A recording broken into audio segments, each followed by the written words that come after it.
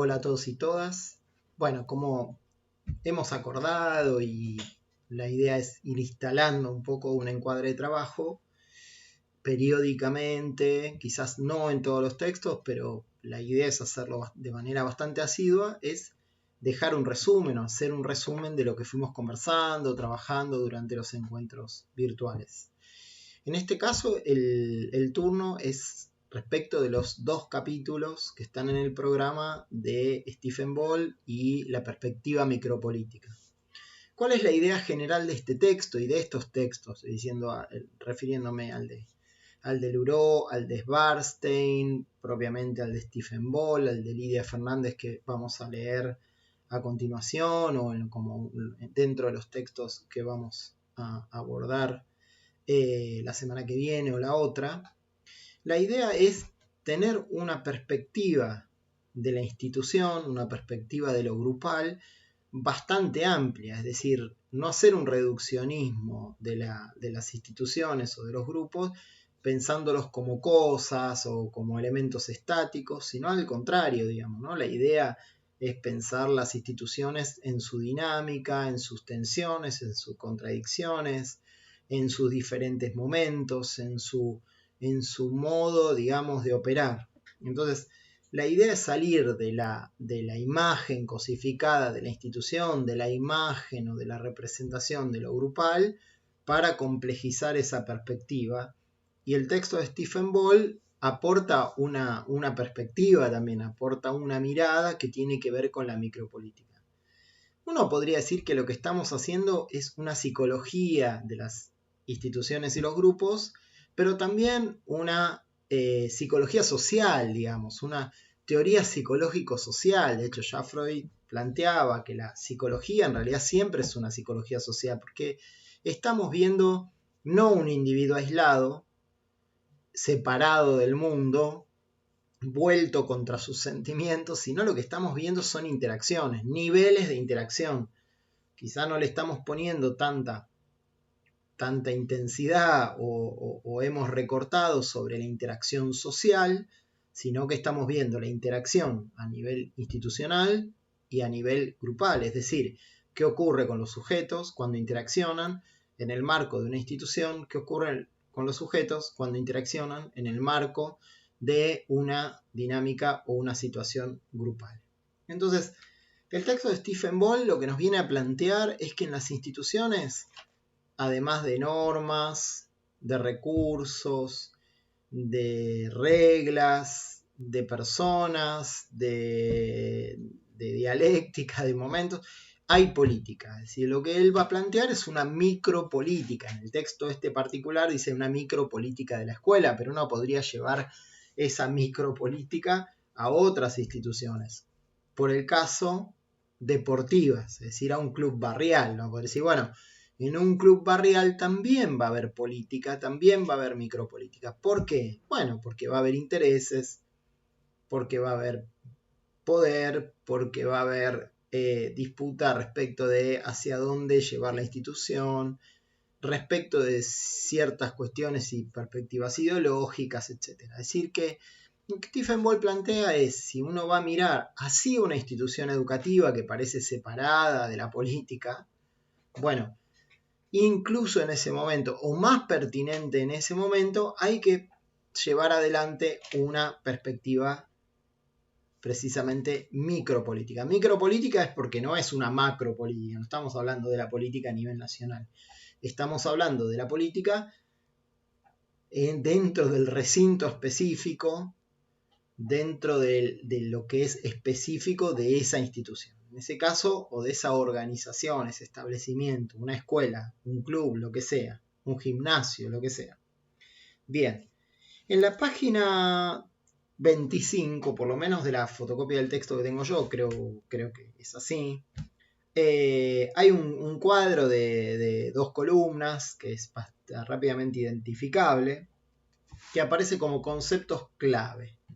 Y ahí en esas 2 columnas, Stephen Ball sintetiza lo que tiene que ver con la perspectiva micropolítica, con su mirada, eso está en la primera columna, de la ciencia de la organización, ¿no? De lo que sería la mirada opuesta o una mirada diferente mucho más técnica, mucho más volcada a los procesos, volcada a la maximización de los procesos, pero que de alguna manera produce un reduccionismo respecto del funcionamiento de las organizaciones. Quizás si uno abordase una fábrica y quizás ni siquiera en ese caso, pero a la hora de abordar quizás procesos productivos, organizaciones muy vinculadas a lo productivo y no tanto a producir en el otro algún tipo de efecto, que aprenda tal cosa o que logre una destreza para tal otra, bueno, tal vez esa ciencia de la organización tiene una mayor peso o validez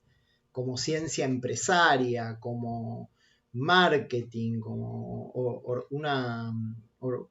desde el punto de vista de la organización. Pero nosotros estamos desde el punto de vista institucional y Stephen Ball dice, para saber lo que efectivamente pasa en una institución, tengo que incorporar estas dimensiones. Yo me voy a detener en la primera, en esa primera que es, por un lado aparece poder y autoridad, porque ahí hay creo que una confusión, quizás es una cuestión de traducción.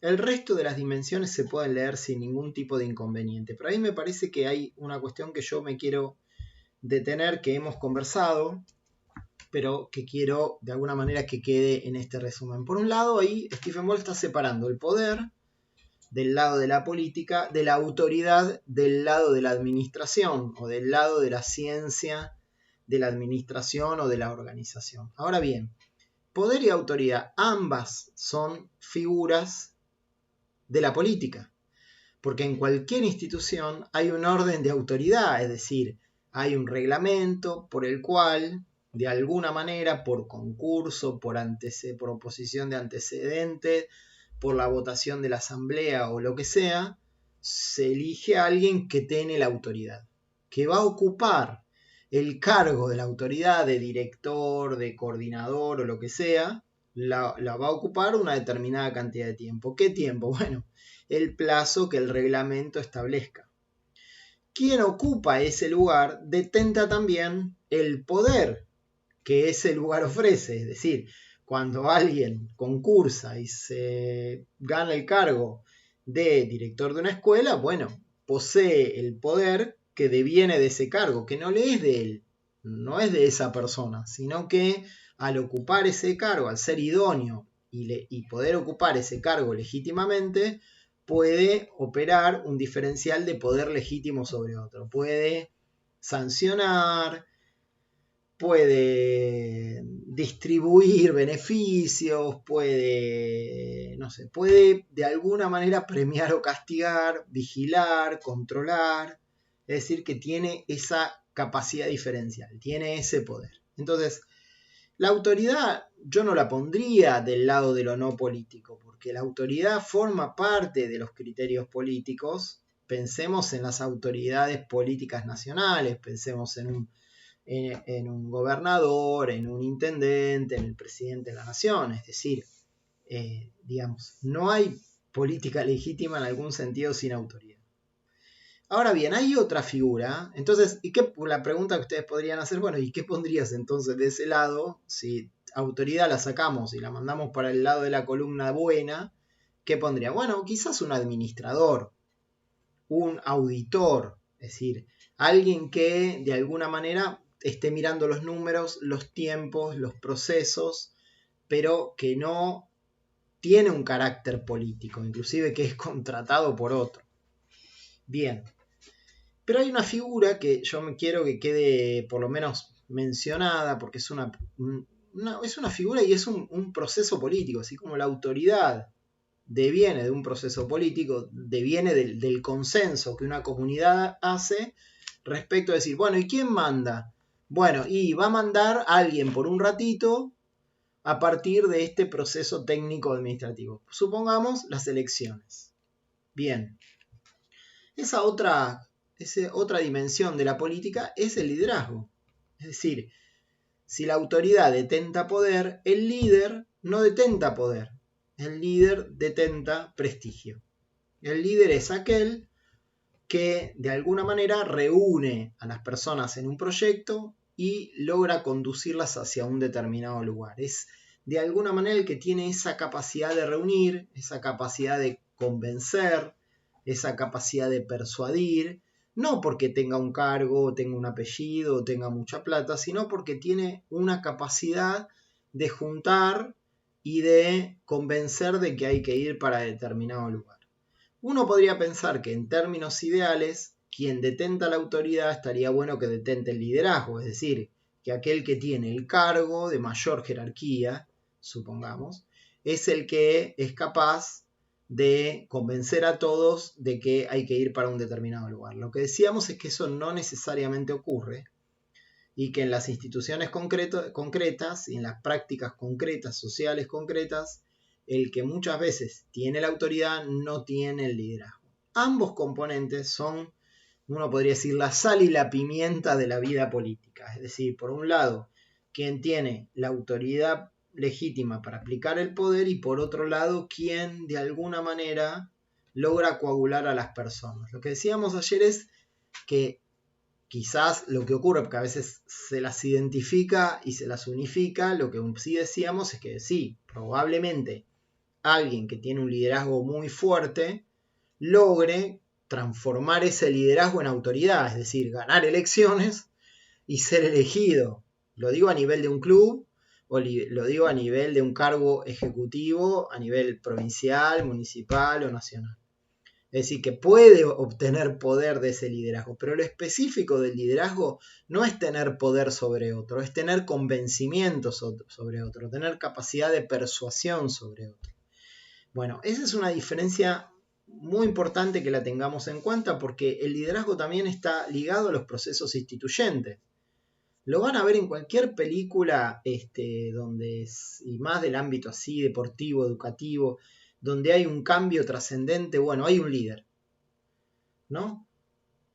Discutíamos también si el líder viene por naturaleza y después decíamos, bueno, en realidad hay tantas características diferentes de líder que podemos pensar que no hay una característica de líder general, que no se nace líder, que el liderazgo es una característica personal en un contexto particular. Y eso me parece un dato interesante. No hay una psicología del líder, en el sentido de que hay alguien que ya nace para líder. Eso forma parte del sentido común. Lo que sí podemos decir es que hay personas que tienen cualidades específicas que en determinado momento son muy valoradas y en tal caso logran coagular en torno a esas características la voluntad de otros. Bueno, voy a terminar acá para no alargarme más. Creo que tanto lo que son los estilos de conducción como el resto del cuadro lo pueden leer sin ningún tipo de problema. Cualquier inquietud que tengan, manden correo o manden preguntas en los encuentros virtuales. Bueno, saludos a todos y todas y nos veremos en el próximo encuentro virtual.